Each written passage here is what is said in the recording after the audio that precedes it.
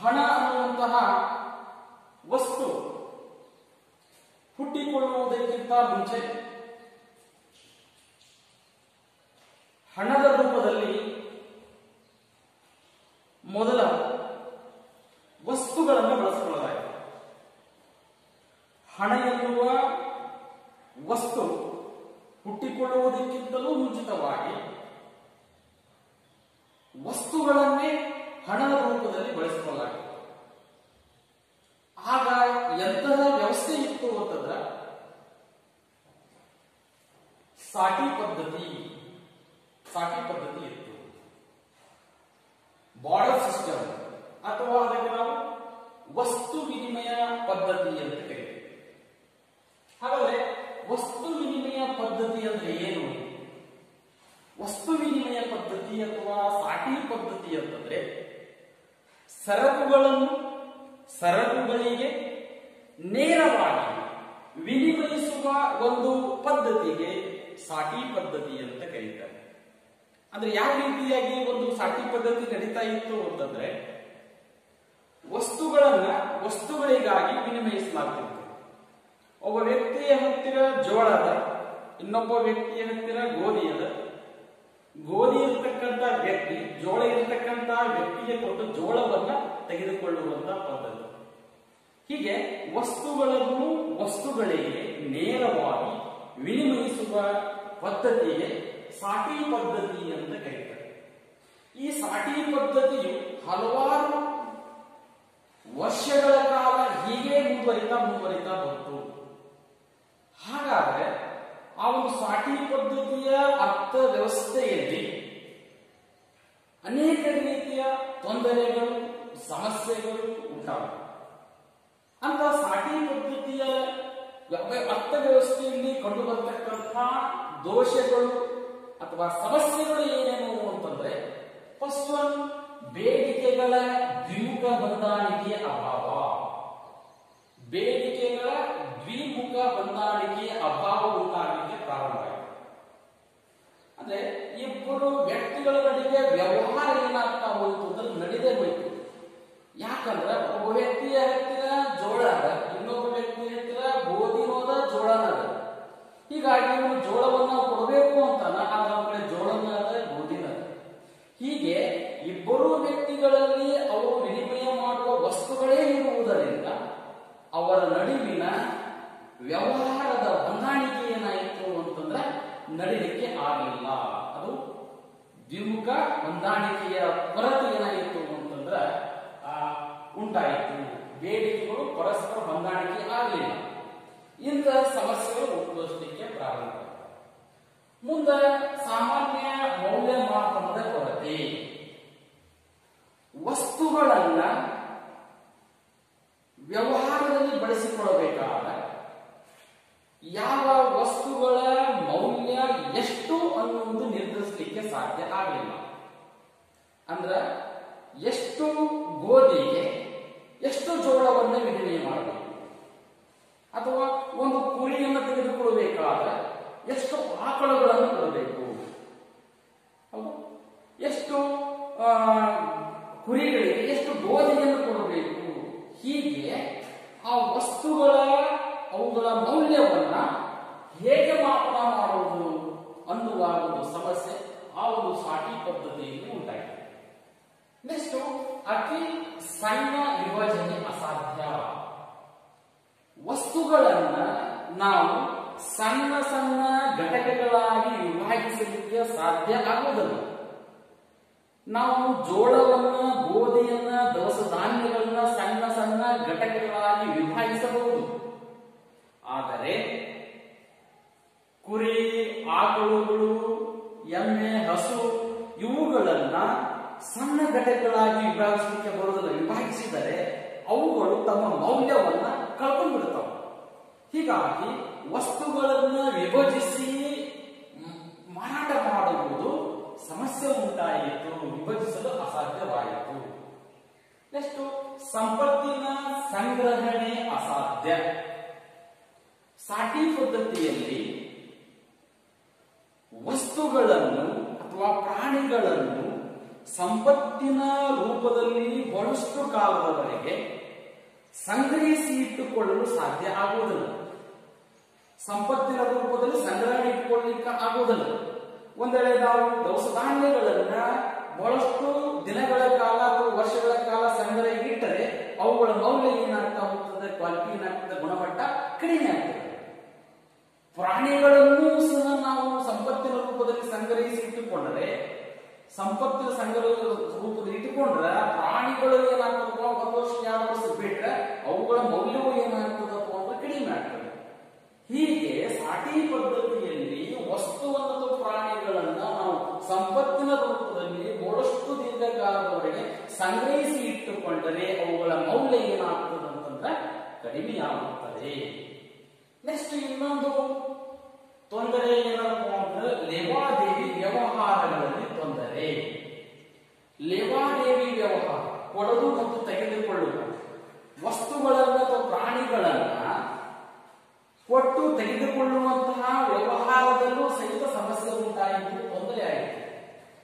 ಹೇಗೆಂದ್ರೆ ನಾವು ಒಂದು ಚೀಲ ಜೋಳವನ್ನ ಈ ವರ್ಷ ಕೊಟ್ಟು ಮುಂದಿನ ವರ್ಷ ಆ ಚೀಲ ಜೋಳ ಕೊಡಬಹುದು. ಆದ್ರೆ ಪ್ರಾಣಿಗಳನ್ನ ಇವತ್ತು ನಾನು 2 ಆಕಳುಗಳನ್ನ ಕೊಡ್ತೀನಿ, 2 ಹಸುಗಳನ್ನ ಕೊಡ್ತೀನಿ, ನೀ 5 ವರ್ಷ ಬಿಟ್ಟು 2 ಹಸುಗಳನ್ನ ಕೊಡುವಂತಂದ್ರೆ ಹಸುಗಳ ವಯಸ್ಸು ಹೆಚ್ಚಾಗಿರ್ತದೆ, ಅವುಗಳ ಮೌಲ್ಯ ಕಡಿಮೆ ಆಗಿರ್ತದೆ. ಹೀಗಾಗಿ ವಸ್ತುಗಳನ್ನ ನಾವು ಏನಪ್ಪಾ ಅಂತಂದ್ರೆ ವ್ಯವಹಾರದಲ್ಲಿ ಬೆಳೆಸ್ಕೋಬೇಕಾದ್ರೆ ಪ್ರಾಣಿಗಳನ್ನು ವ್ಯವಹಾರದಲ್ಲಿ ಬೆಳೆಸಿಕೊಂಡಾಗ ವ್ಯವಹಾರದಲ್ಲಿ ಏನಾಗ್ತದಪ್ಪ ಅಂದ್ರೆ ಸಮಸ್ಯೆ ಉಂಟಾಗಲಿಕ್ಕೆ ಪ್ರಾರಂಭ ಆಗ್ತದೆ. ನೆಕ್ಸ್ಟ್ ಸೇವೆಗಳ ವಿನಿಮಯದಲ್ಲಿ ತೊಂದರೆ. ಸೇವೆಗಳಿಗೆ ಯಾವ ರೀತಿಯ ಮೌಲ್ಯವನ್ನ ಕೊಡಬೇಕು? ಇವತ್ತು ಒಬ್ಬರು ಜಮೀನಿನಲ್ಲಿ ಕೆಲಸ ಮಾಡತಕ್ಕಂತ ವ್ಯಕ್ತಿಗೆ ಆ ಜಮೀನಿನಲ್ಲಿ ಬೆಳೆದಿರ್ತಕ್ಕಂತ ದವಸ ಧಾನ್ಯಗಳನ್ನ ಕೂಲಿ ರೂಪದೊಳಗೆ ಕೊಡಬಹುದು. ಒಂದು ಬಟ್ಟೆ ಉದ್ಯಮದಲ್ಲಿ ಕೆಲಸ ಮಾಡಿರ್ತಕ್ಕಂಥ ಒಬ್ಬ ವ್ಯಕ್ತಿಗೆ ಅದರ ಕೂಲಿಯ ರೂಪದಲ್ಲಿ ಬಟ್ಟೆಯನ್ನು ಕೊಡಬಹುದು. ಆದರೆ ಶಿಕ್ಷಕರಿಗೆ, ವಕೀಲರಿಗೆ, ನ್ಯಾಯಾಧೀಶರಿಗೆ, ಇತರೆ ಸೇವೆಯನ್ನು ಮಾಡುವವರಿಗೆ ಕೂಲಿಯನ್ನು ಯಾವ ರೀತಿ ಕೊಡಬೇಕು? ಈ ರೀತಿಯಲ್ಲಿ ಸೇವೆಗಳನ್ನು ಮಾಡುವವರಿಗೆ ಅವರಿಗೆ ಕೊಡ್ತಕ್ಕಂಥ ಮೌಲ್ಯದಲ್ಲಿ ಏನಾಯಿತು ಅಂತಂದ್ರೆ ಸಮಸ್ಯೆ, ತೊಂದರೆಗಳು ಉಂಟಾದವು. ಹೀಗೆ ಸಾಟಿ ಪದ್ಧತಿಯಲ್ಲಿ ಇಷ್ಟೆಲ್ಲ ಸಮಸ್ಯೆಗಳು ಉಂಟಾದವು. ಈ ರೀತಿಯ ಸಾಟಿ ಪದ್ಧತಿಯಲ್ಲಿ ಉಂಟಾಗಿರುವ ತೊಂದರೆಗಳನ್ನು ನಿವಾರಿಸುವುದಕ್ಕಾಗಿ ಹಣ ಎನ್ನುವಂತಹ ವಸ್ತು ಏನಾಯಿತು ಅಂತಂದ್ರೆ ಹುಟ್ಟಿಕೊಂಡಿತು. ಹಣ ಅಂತಕ್ಕಂಥ ವಸ್ತು ಹುಟ್ಟಿಕೊಂಡಿತು. ಹಣ ಎನ್ನುವ ವಸ್ತು ಹುಟ್ಟಿಕೊಳ್ಳುವುದಕ್ಕಿಂತ ಮುಂಚಿತವಾಗಿ ಸಾಟಿ ಪದ್ಧತಿ ಇತ್ತು. ಈ ಸಾಟಿ ಪದ್ಧತಿಯಲ್ಲಿ ಅನೇಕ ರೀತಿಯ ದೋಷಗಳು, ತೊಂದರೆಗಳು ಕಂಡುಬಂದು ಇವುಗಳನ್ನು ನಿವಾರಿಸುವುದಕ್ಕಾಗಿಯೇ ಹುಟ್ಟಿಕೊಂಡಿರ್ತಕ್ಕಂಥದ್ದು ಹಣ ಎನ್ನುವ ವಸ್ತು ಹುಟ್ಟಿಕೊಂಡಿತು. ಹಣ ಅನ್ನುವ ವಸ್ತು ಒಮ್ಮಿಂದೊಮ್ಮೆ ಹುಟ್ಟಿಕೊಂಡಿರ್ತಕ್ಕಂಥದ್ದಲ್ಲ. ಇದರ ಹಿನ್ನೆಲೆ ಬಹಳಷ್ಟು ನಾವೇನಪ್ಪ ಅಂತ ನೋಡ್ತಾ ಹೋದ್ರೆ ಕೆಲವು ಪ್ರದೇಶಗಳಲ್ಲಿ ಕೆಲವು ಜನರು ಕೆಲವು ವಸ್ತುಗಳನ್ನ ಹಣದ ರೂಪದಲ್ಲಿ ಬಳಕೆ ಮಾಡ್ಕೊಳ್ತಾ ಇದ್ದಾರೆ. ಪ್ರಾಚೀನ ಕಾಲದಲ್ಲಿ ಕವಡೆಗಳನ್ನ ಹಣ ಅಂತ ಬಳಸ್ತಾ ಇದ್ರು. ಮತ್ತೆ ಪ್ರಾಣಿಗಳ ದಂತಗಳನ್ನು ಹಣ ಅಂತ ಬಳಸ್ತಾ ಇದ್ರು. ಪ್ರಾಣಿಗಳ ಚರ್ಮವನ್ನು ಹಣ ಅಂತ ಬಳಸ್ತಾ ಇದ್ರು. ನಮ್ಮ ನಾಗರಿಕತೆಯ ಕಾಲಗಳಲ್ಲಿ ಮಣ್ಣಿನ ಬಿಲ್ಲೆಗಳನ್ನೇ ಹಣ ಅಂತ ಬಳಸ್ತಾ ಇದ್ರು. ಹೀಗೆ ಆಯಾ ಪ್ರದೇಶದಲ್ಲಿರ್ತಕ್ಕಂಥ ಜನರು ಕೆಲವು ವಸ್ತುಗಳನ್ನು ಹಣ ಅಂತ ಬಳಸ್ತಾ ಇದ್ರು. ನಂತರದ ಅವಧಿಯಲ್ಲಿ ಹಣ ಏನಾಯಿತು ಅಂತಂದ್ರೆ ವಸ್ತುಗಳು ಹೋಗಿ ಲೋಹದ ರೂಪದ ಹಣ ಹುಟ್ಟುಕೊಂತು. ಲೋಹದ ರೂಪದ ಹಣ ಅಂತಂದ್ರೆ ಹಿತ್ತಾಳೆಯ ನಾಣ್ಯಗಳು, ತಾಮ್ರದ ನಾಣ್ಯಗಳು, ಬೆಳ್ಳಿಯ ನಾಣ್ಯಗಳು, ಚಿನ್ನದ ನಾಣ್ಯಗಳು ಏನಾಯಿತು ಅಂತಂದ್ರೆ ಅರ್ಥವ್ಯವಸ್ಥೆಯಲ್ಲಿ ಈ ರೀತಿಯ ಲೋಹದ ನಾಣ್ಯಗಳನ್ನು ಬಳಸಿಕೊಳ್ಳಲಾಯಿತು. ಆಗ ನಮಗೆ ಏನಾಯಿತು ಅಂತಂದ್ರೆ ಆ ಲೋಹಗಳ ಅರ್ಥವ್ಯವಸ್ಥೆ ಬೆಳವಣಿಗೆ ಆಗ್ತಾ ಹೋಯಿತು, ವಿಸ್ತಾರ ಆಗ್ತಾ ಹೋಯಿತು. ಹೀಗಾಗಿ ಲೋಹದ ನಾಣ್ಯಗಳನ್ನ ಟಂಕಿಸುವಂತಹ ಸಮಸ್ಯೆ ಉಂಟಾಯಿತು, ಅವುಗಳನ್ನ ಎಣಿಸುವ ಸಮಸ್ಯೆ ಉಂಟಾಯಿತು. ಆ ನಾಣ್ಯಗಳನ್ನ ಸಾಗಿಸುವುದು ಏನಪ್ಪಾ ಅಂದ್ರೆ ಸಮಸ್ಯೆ ಉಂಟಾಯಿತು. ಇದರ ಪರಿಣಾಮವಾಗಿ 20ನೇ ಶತಮಾನದಲ್ಲಿ ಕಾಗದದ ಹಣ ಹುಟ್ಟಿಕೊಂಡಿತು. ಕಾಗದದ ಹಣ ಕೇಂದ್ರ ಸರ್ಕಾರವೇ ಅಧಿಕೃತವಾಗಿ ಕಾನೂನುಬದ್ಧವಾಗಿ ಮುದ್ರಿಸಿರುವಂತಹ ಕಾಗದದ ಹಣ ಪೇಪರ್ ಕರೆನ್ಸಿ ಏನಾಯಿತು ಅಂತಂದ್ರೆ ಹುಟ್ಟಿಕೊಂಡಿತು. ಕಾಗದದ ನಾಣ್ಯ ಜಾರಿಗೆ ಬಂತು. ನಂತರ ಏನಾಗ್ತಾ ಹೋಯಿತು ಅಂದ್ರೆ ಕಾಗದದ ನೋಟುಗಳನ್ನು ಎಣಿಸುವುದು, ಸಾಗಿಸುವುದು ಬಹಳಷ್ಟು ಕಷ್ಟ ಆಯಿತು. ಇದರ ಜೊತೆಗೆ ಯಾವ ಹಣ ಹುಟ್ಟುಕೊಂಡಿತು ಅಂತಂದ್ರೆ ಬ್ಯಾಂಕ್ ಹಣ ಅಂತ ಕರೀತೀವಿ. ಬ್ಯಾಂಕ್ ಹಣವು ಆಧುನಿಕ ಕಾಲದಲ್ಲಿ ಅತ್ಯಂತ ಹೆಚ್ಚು ಏನಪ್ಪಾ ಅಂತಂದ್ರೆ ಪ್ರಚಲಿತವಾಗಿರತಕ್ಕಂಥ ಹಣ. ಈ ಬ್ಯಾಂಕ್ ಹಣ ಯಾವುದು ಅಂದ್ರೆ ಚೆಕ್ ಇರಬಹುದು, ಡಿಡಿ ಇರಬಹುದು, ಎಟಿಎಂ ಕಾರ್ಡ್ ಇರಬಹುದು, ಡೆಬಿಟ್ ಕಾರ್ಡ್ಗಳಿರಬಹುದು. ಹೌದಾ, ಇವೆಲ್ಲವೂ ಏನು ಅಂತಂದ್ರೆ ಬ್ಯಾಂಕ್ ಹಣ ಅಂತ ಕರೀತೀವಿ. ಈ ರೀತಿಯಲ್ಲಿ ಬ್ಯಾಂಕ್ ಹಣವನ್ನು ನಾವು ಎಷ್ಟು ಬೇಕಾದರೂ ಏನ್ ಮಾಡಬಹುದು, ಸಾಗಿಸಬಹುದು. ಎಷ್ಟು ಬೇಕಾದರೂ ಏನಪ್ಪಾ ಅಂತ ಮೌಲ್ಯದ ರೂಪದಲ್ಲಿ ಸಂಗ್ರಹಿಸಿಕೊಳ್ಳಬಹುದು. ಹೀಗೆ ಆಧುನಿಕ ಅರ್ಥವ್ಯವಸ್ಥೆಯಲ್ಲಿ ನಾಣ್ಯಗಳ ಜೊತೆಗೆ ಕಾಗದದ ಕರೆನ್ಸಿ ನೋಟುಗಳು ಮತ್ತು ಬ್ಯಾಂಕ್ ಹಣ ಅಸ್ತಿತ್ವದಲ್ಲಿರ್ತಕ್ಕಂಥದ್ದನ್ನು ನಾವು ನೋಡ್ತಾ ಇದ್ದೇವೆ. ಹಾಗಾದ್ರೆ ಹಣ ಅಂತಕ್ಕಂಥ ವಿಷಯವನ್ನು ನಾವು ನೋಡ್ತಾ ಇದ್ದೇವೆ. ಹಾಗಾದ್ರೆ ಹಣದ ಅರ್ಥ ಮತ್ತು ಅದರ ವ್ಯಾಖ್ಯೆಗಳು, meaning of money and definitions of money ನೋಡೋಣ. ಮೊದಲನೇದಾಗಿ ಹಣದ ವ್ಯಾಖ್ಯೆಗಳು. ಹಣದ ವ್ಯಾಖ್ಯೆಗಳಲ್ಲಿ ಎಫ್.ಎ. ವಾಕರ್ ಅಂತಕ್ಕಂಥವ್ರು ಅರ್ಥಶಾಸ್ತ್ರಜ್ಞರು ಹೇಳ್ತಾರೆ, ಹಣ ಅಂದರೆ ಏನು, ಯಾವುದು ಹಣದ ಕಾರ್ಯವನ್ನು ಮಾಡುತ್ತದೆಯೋ ಅದೇ ಹಣ. ಹಣ ಅನ್ನಬೇಕು ಅಂತಂದ್ರೆ ಅದು ಹಣದ ರೂಪದಲ್ಲಿ ಯಾವ ಕಾರ್ಯವನ್ನು ಮಾಡುತ್ತದೆಯೋ ಅದು ಯಾವುದೇ ವಸ್ತು ಇದ್ದರೂ ಅದಕ್ಕೆ ಅಂತ ಕರೀತಾರ ಅಂತಂದ್ರೆ ಅದಕ್ಕೆ ಹಣ ಅಂತ ಕರೀತಾರ. ನೆಕ್ಸ್ಟ್ ಸಲಿಗ್ಮನ್ ರವರ ಪ್ರಕಾರ ಹಣ ಅಂದರೆ ಏನು, ಸರ್ವ ಸ್ವೀಕೃತವಾದ ವಸ್ತುವೇ ಹಣ. ಯಾವುದೇ ವಸ್ತು ಇರಲಿ ಅದಕ್ಕೆ ಎಲ್ಲಾ ಏನಾಗಿರಬೇಕು ಅಂದ್ರೆ ಒಪ್ಕೊಂಡಿರು ಹಣ ಅಂತ ಒಪ್ಕೊಂಡಿರ್ಬೇಕು. ಆ ರೀತಿಯಲ್ಲಿ ಒಪ್ಪಿಕೊಂಡಿರ್ತಕ್ಕಂಥ ಯಾವುದೇ ವಸ್ತು ಇರಲಿ ಅದನ್ನೇ ಏನಂತ ಕರೀತಾರಪ್ಪ ಅಂದ್ರೆ ಹಣ ಅಂತ ಸಲಿಗ್ಮನ್ ರವರು ಹೇಳ್ತಾರೆ. ಸಲಿಗ್ಮನ್ ರವರ ಪ್ರಕಾರ ಸರ್ವ ಸ್ವೀಕೃತವಾದ ಯಾವುದೇ ವಸ್ತುವನ್ನು ಹಣ ಎನ್ನುವರು. Next SC. ಪಿಗೂರ್ ಅವರ ಪ್ರಕಾರ ಹಣ ಅಂದ್ರೆ ವಿನಿಮಯ ಮಾಧ್ಯಮವೆಂದು ವ್ಯಾಪಕವಾಗಿ ಸ್ವೀಕರಿಸುವ ಯಾವುದೇ ವಸ್ತುವನ್ನು ಹಣ ಎಂದು ಕರೆಯುತ್ತಾರೆ. ಅಂದ್ರೆ ಯಾವುದೇ ವಸ್ತು ಇರಲೇಬೇಕು, ಆ ವಸ್ತುವನ್ನ ಸರ್ವರು ಸ್ವೀಕರಿಸಬೇಕು. ಸ್ವೀಕರಿಸುವುದು ಅಂದ್ರೆ ಎಲ್ಲರೂ ಅದಕ್ಕೆ ಹಣ ಅಂತ ಒಪ್ಕೊಂಡಿರ್ಬೇಕು. ಒಪ್ಕೊಂಡು ಆ ಹಣ ಅಂತಕ್ಕಂಥದ್ದು ಏನ್ ಮಾಡಬೇಕು ಅಂದ್ರೆ ವಿನಿಮಯ ಮಾಧ್ಯಮವಾಗಿ ಕಾರ್ಯವನ್ನ ಮಾಡಬೇಕು. ಅದಕ್ಕೆ ಎ.ಸಿ. ಪಿಗೂರ್ ಅವರು ಹಣ ಅಂತ ಕರೀತಾರ. ಹೀಗೆ ಹಣದ ವ್ಯಾಖ್ಯೆಗಳನ್ನು ನಾವು ನೋಡ್ತೀವಿ. ಹಾಗಾದ್ರೆ ಹಣ ಅಂದ್ರೆ ಏನು? ಹಣ ಅಂದ್ರೆ ವಿನಿಮಯ ಮಾಧ್ಯಮವಾಗಿ, ಮೌಲ್ಯ ಸಂಗ್ರಹ ಸಾಧನವಾಗಿ, ಸರ್ವರಿಂದ ಸ್ವೀಕರಿಸಲ್ಪಟ್ಟ ಯಾವುದೇ ವಸ್ತುವಿಗೆ ಹಣ ಎನ್ನುವರು. ಹಣ ಅಂದ್ರೆ ಅದು ವಿನಿಮಯ ಮಾಧ್ಯಮವಾಗಿರಬೇಕು, ಮೌಲ್ಯ ಸಂಗ್ರಹ ಸಾಧನವಾಗಿರಬೇಕು, ಮತ್ತೆ ಸರ್ವರಿಂದ ಸ್ವೀಕರಿಸಲ್ಪಟ್ಟ ಯಾವುದೇ ವಸ್ತುವಿಗೆ ಹಣ ಎನ್ನುವರು. ಹಣ ಅನ್ನಬೇಕು ಅಂದ್ರೆ ಅದು ವಿನಿಮಯ ಮಾಧ್ಯಮವೂ ಆಗಿರಬೇಕು, ವಿನಿಮಯ ಮಾಧ್ಯಮ ಆಗಿರಬೇಕು, ಮೌಲ್ಯ ಸಂಗ್ರಹ ಸಾಧನವೂ ಆಗಿರಬೇಕು, ಮತ್ತು ಆ ವಸ್ತು ಏನಾಗಿರ್ಬೇಕು ಸರ್ವರಿಂದಲೂ ಅದು ಹಣ ಅಂತ ಒಪ್ಕೊಂಡು. ಹಣ ಅಂದ್ರೆ ಏನು?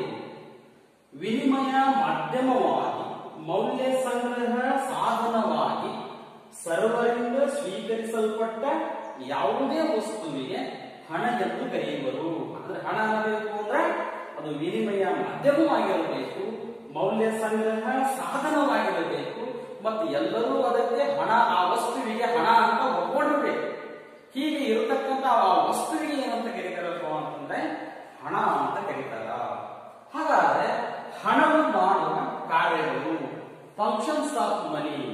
ಹಣವು ಯಾವ ಯಾವ ಕಾರ್ಯಗಳನ್ನು ಮಾಡುತ್ತದೆ? ಹಣವು ಮಾಡುವ ಕಾರ್ಯಗಳನ್ನು ಮುಖ್ಯವಾಗಿ ನಾವು 3 ಕಾರ್ಯಗಳನ್ನು ನೋಡ್ತೀವಿ. ಪ್ರಧಾನ ಕಾರ್ಯಗಳು, ನೆಕ್ಸ್ಟ್ ಉಪ ಕಾರ್ಯಗಳು, ನೆಕ್ಸ್ಟ್ ಅವಲಂಬಿತ ಕಾರ್ಯಗಳು ಅಂತ ನೋಡ್ತೀವಿ. ಹಾಗಾದ್ರೆ ಹಣವು ಮಾಡುವ ಪ್ರಧಾನ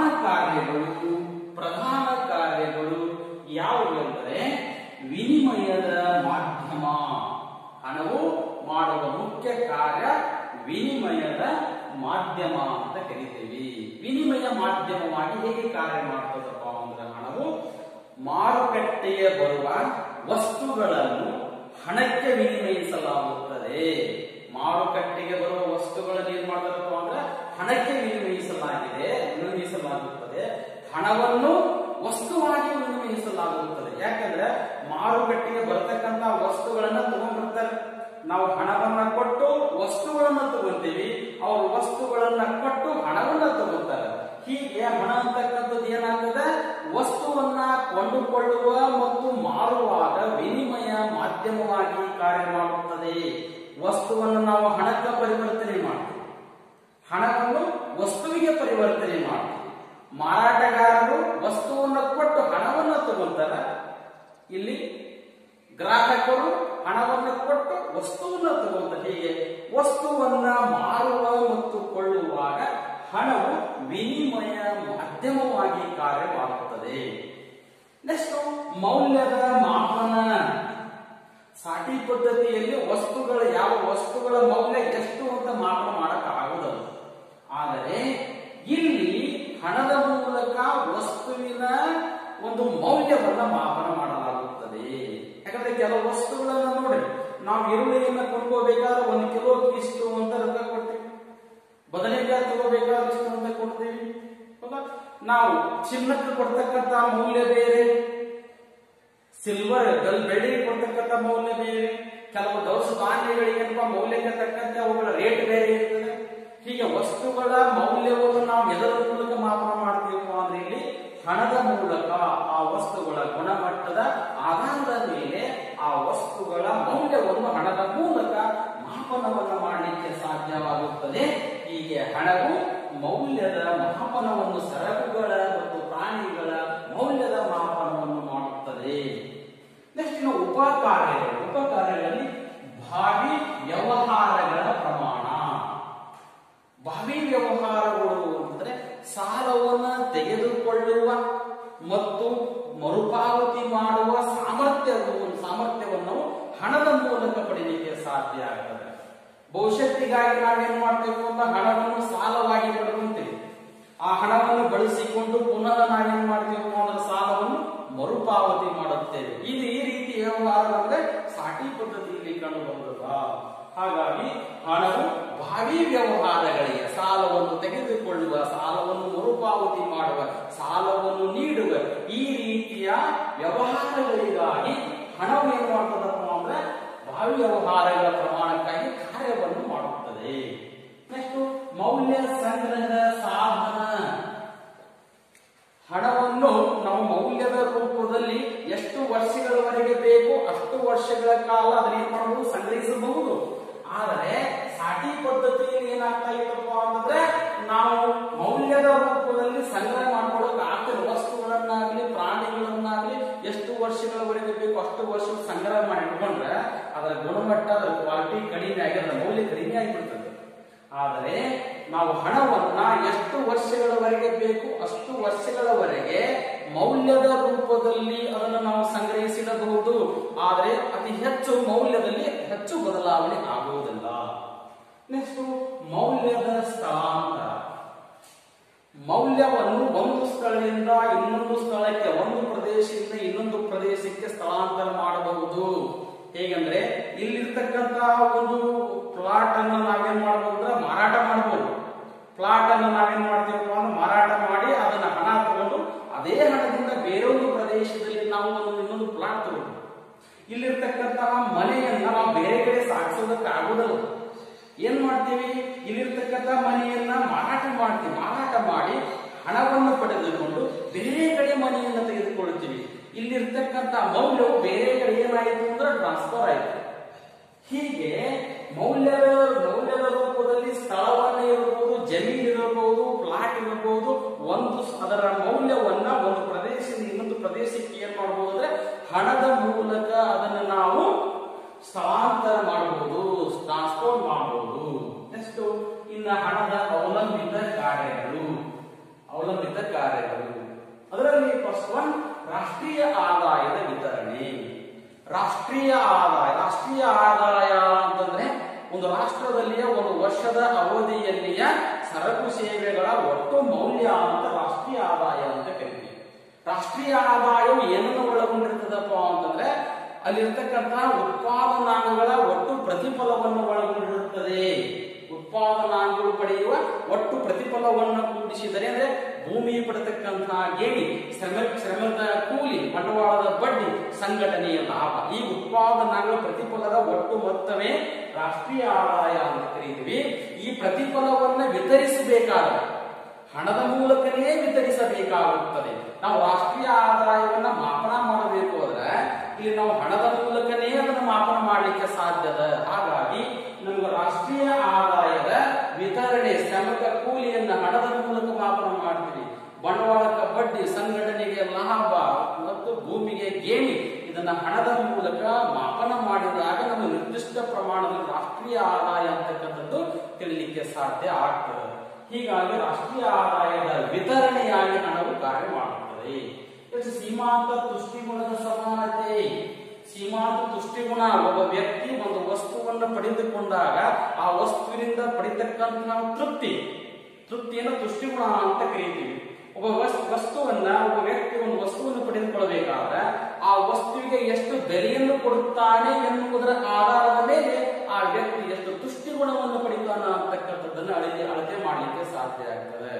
ಹಾಗಾಗಿ ಈ ರೀತಿಯ ಸೀಮಾಂತ ತುಷ್ಟಿಗುಣವನ್ನು ಅಳತೆ ಮಾಡಬೇಕಾದ್ರೆ ನಾವು ಹಣದ ಮೂಲಕವೇ ಏನ್ ಮಾಡಬೇಕಾಗ್ತದಪ್ಪ ಅಂದ್ರೆ ಅದನ್ನು ಅಳತೆ ಮಾಡಬೇಕಾಗುತ್ತದೆ. ನೆಕ್ಸ್ಟ್, ಸಾಲದ ವ್ಯವಸ್ಥೆಗೆ ಆಧಾರ.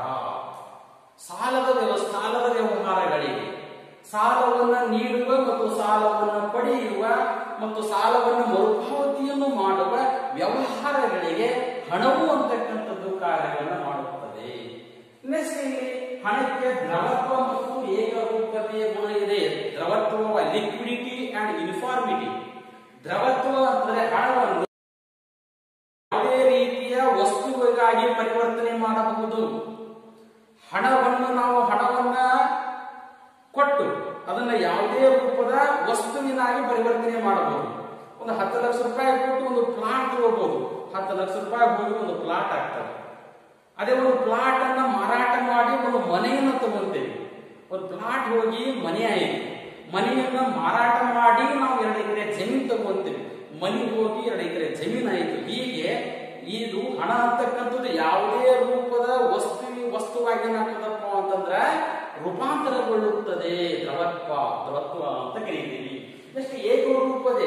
ಈ ರೀತಿ ನಾವು ಮೌಲ್ಯವನ್ನ ವರ್ಗಾವಣೆ ಮಾಡಿದಾಗ ಅದರಲ್ಲಿ ಯಾವುದೇ ರೀತಿಯ ಬದಲಾವಣೆ ಆಗುವುದಿಲ್ಲ. ಇದು ಏನಪ್ಪ ಹಣಕ್ಕಿರ್ತಕ್ಕಂಥ ಏಕರೂಪತೆಯ ಗುಣ ಅಂತ ಕರೀತೀವಿ. ಓಕೆ, ಇಷ್ಟು ನಿಮಗ ಬರ್ತಕ್ಕಂತಹ ವಿಷಯ. ಈ ಚಾಪ್ಟರ್ ನಂಬರ್ 1, ಯೂನಿಟ್ ನಂಬರ್ 1 ಅದರಲ್ಲಿ ಮನಿ, ಹಣ. ಈ ಚಾಪ್ಟರ್ ನಲ್ಲಿ ವಸ್ತು ವಿನಿಮಯ ಪದ್ಧತಿ, ಅದರ ಅರ್ಥ ಮತ್ತು ವಸ್ತು ವಿನಿಮಯ ಪದ್ಧತಿ, ಸಾಟಿ ಪದ್ಧತಿಯ ದೋಷಗಳು, ಹಣದ ಅರ್ಥ ಮತ್ತು ವ್ಯಾಖ್ಯೆಗಳು, ಹಣದ ಕಾರ್ಯಗಳು, ಮುಖ್ಯವಾಗಿ 3 ಕಾರ್ಯ: ಪ್ರಧಾನ ಕಾರ್ಯಗಳು, ಉಪ ಕಾರ್ಯಗಳು, ಅವಲಂಬಿತ ಕಾರ್ಯಗಳು ಅಂತಕ್ಕಂಥ ಇಷ್ಟು ನಿಮ್ಗೆ ಹಣದ ಕಾರ್ಯಗಳು ಬರ್ತವೆ.